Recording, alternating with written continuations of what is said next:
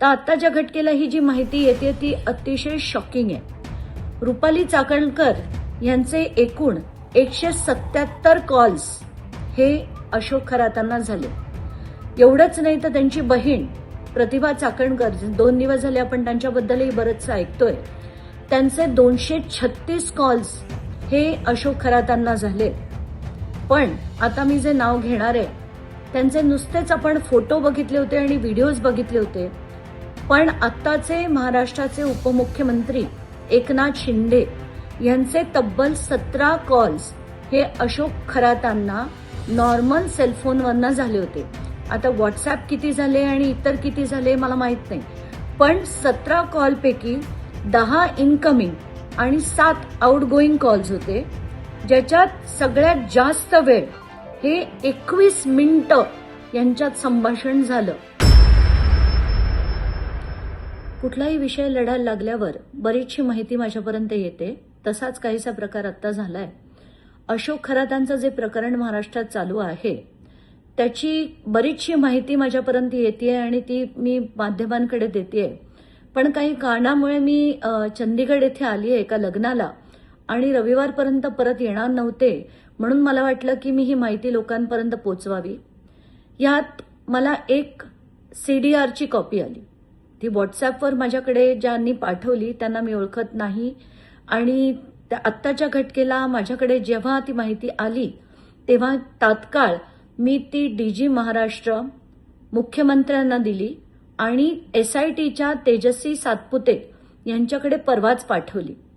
काल दिवसभरात ही माहिती जी होती ती मी थोडीशी संकलित केली आणि आत्ताच्या घटकेला माझ्याकडे जी धक्कादायक माहिती आहे ती अशी आहे की रुपाली चाकणकर म्हणायच्या की माझे गुरु आहेत अशोक खरात आणि खरातांबद्दल मला बाकी काहीच विशेष माहित नाही, आमचे फक्त कौटुंबिक संबंध होते वगैरे वगैरे. तर आत्ताच्या घटकेला ही जी माहिती येते ती अतिशय शॉकिंग आहे. रुपाली चाकणकर यांचे एकूण 177 कॉल्स हे अशोक खरातांना झाले. एवढंच नाही तर त्यांची बहीण प्रतिभा चाकणकर, 2 दिवस झाले आपण त्यांच्याबद्दलही बरंचसं ऐकतोय, त्यांचे 236 कॉल्स हे अशोक खरातांना झाले. पण आता मी जे नाव घेणार आहे त्यांचे नुसतेच आपण फोटो बघितले होते आणि व्हिडिओज बघितले होते, पण आत्ताचे महाराष्ट्राचे उपमुख्यमंत्री एकनाथ शिंदे यांचे तब्बल 17 कॉल्स हे अशोक खरातांना नॉर्मल सेलफोनवरनं झाले होते. आता व्हॉट्सअप किती झाले आणि इतर किती झाले मला माहित नाही, पण 17 कॉलपैकी 10 इनकमिंग आणि 7 आउटगोईंग कॉल्स होते, ज्याच्यात सगळ्यात जास्त वेळ हे 21 मिनिटं यांच्यात संभाषण झालं.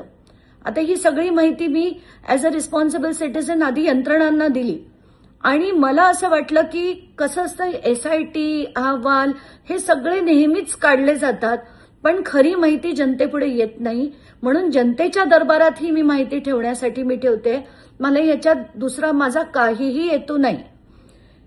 तर आत्ताच्या घटकेला जर महाराष्ट्राचे उपमुख्यमंत्री एकनाथ शिंदे हे जर अशा व्यक्तीला 17 त्यांचे कॉल झालेत तर हे कशासाठी झालेत ह्याचं उत्तर एकनाथ शिंदेनी देणं गरजेचं आहे.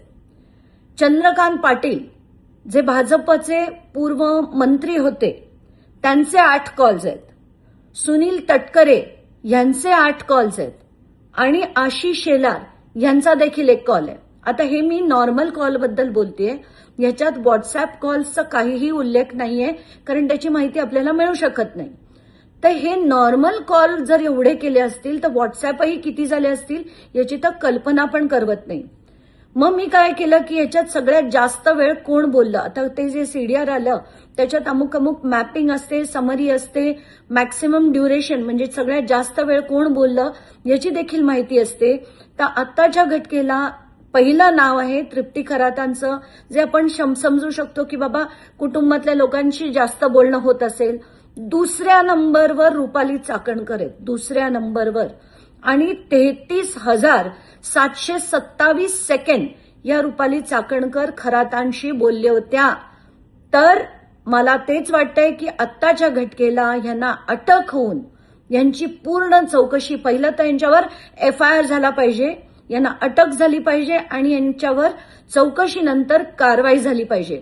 कारण इतका वेळ कोणी कुठल्याही गुरुशी कधीही बोलत नाही. 177 कॉल आणि 33,727 सेकंड जर ही व्यक्ती बोलत असेल तर ती काय बोलत होती याची चौकशी डेफिनेटली झाली पाहिजे. तिसरं नाव आहे दीपक लोंढे यांचं. दीपक लोंढे कोण आहेत? दीपक केसरकरांच्या अतिशय जवळचे व्यक्ती.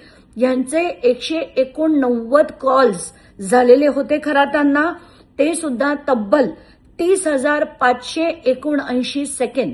आता ही सगळी जी शॉकिंग माहिती मिळाली आहे आता ह्याच्यात, आणि असं देखील कळलंय की आपल्या देशातल्या सगळ्याच राज्यांमधनं त्यांना कॉल्स यायचे, पण काही देशांची जी नावं आली आहेत ती देखील मला अतिशय शॉकिंग वाटतायत. त्यांना कतारमधनं, UAE-मधनं, ऑस्ट्रेलियामधनं, US व्हर्जिन आयलँड्समधनं, ओमानमधनं, क्रिसमस आयलँड म्हणजे ऑस्ट्रेलियामध्ये क्रिसमस आयलँड हा प्रकार आहे, तिथून सुद्धा यांना खरातांना फोन कॉल्स यायचे. ही सगळी माहिती मी SIT-कडे देखील दिलेली आहे आणि याच्यावर पूर्ण चौकशी ही झाली पाहिजे. माझ्याकडे जी जी माहिती येईल ती मी आधी यंत्रणेंना देईन, त्याच्यावर तपास करण्याचे त्यांना विनंती करेन आणि सगळी माहिती लोकांच्या न्यायालयात येण्याची गरज आहे असं मला वाटतं आणि ते आणण्याचं काम मी नक्कीच करेन.